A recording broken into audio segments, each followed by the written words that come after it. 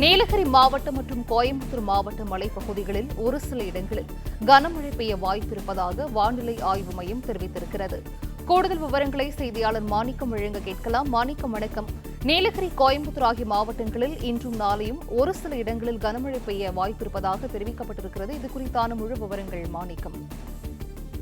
மேற்கு மலை ஒட்டிய பகுதிகளில் தொடர்ச்சியாக பருவமழை தீவிரமாக இருந்து வருகிறது. இதன் காரணமாக நீலகிரி மற்றும் கோயம்புத்தூர் மாவட்டங்களில் இன்றைய தினமும் கனமழை தொடரக்கூடிய வாய்ப்பு இருப்பதால் சென்னை மண்டல வானிலை ஆய்வு மையம் அறிவிப்பை வெளியிட்டிருக்காங்க. கடந்த 24 மணி நேரத்தில் தமிழ்நாட்டில் அதிகபட்சமா நீலகிரி மாவட்டத்தினுடைய அவலாஞ்சி பகுதியில 20 சென்டிமீட்டர் அளவுல மிக கனமழையானது பதிவாகி இருக்கிறது.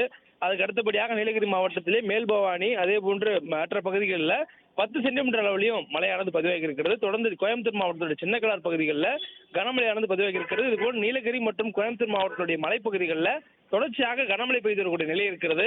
மேற்கு திசை காற்றினுடைய வேக மாறுபாடு காரணமாக இந்த மழைக்கான வாய்ப்பு ஏற்பட்டக்கூடிய சூழல்ல வரக்கூடிய 24 மணி நேரத்திற்கும் நீலகிரி மற்றும் கோயம்புத்தூர் மாவட்டத்தினுடைய மலைப்பகுதிகளில் ஓரிரு இடங்கள்ல கனமழை பெய்யக்கூடிய வாய்ப்பு இருப்பதாக வானிலை ஆய்வு மையம் தெரிவிச்சிருக்கிறாங்க.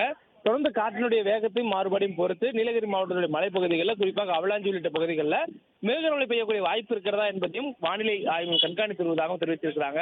தொடர்ந்து மழைக்கான வாய்ப்பு பொறுத்தவரையில் தமிழகத்தில் பரவலாக ஓரிரு இடங்களில் மிதமான அளவில் மழை பெய்யக்கூடிய வாய்ப்பு இருப்பதாகவும், சென்னை மற்றும் அதனுடைய புறநகர் பகுதிகளில் ஓரிரு இடங்களில் லேசானது முதல் மிதமான அளவில் மழை பெய்யக்கூடிய வாய்ப்பு இருப்பதாகவும் சென்னை மண்டல வானிலை ஆய்வு மையத்துடைய தற்போதைய முன்னறிவிப்பில் தெரிவிக்கப்பட்டிருக்கிறது.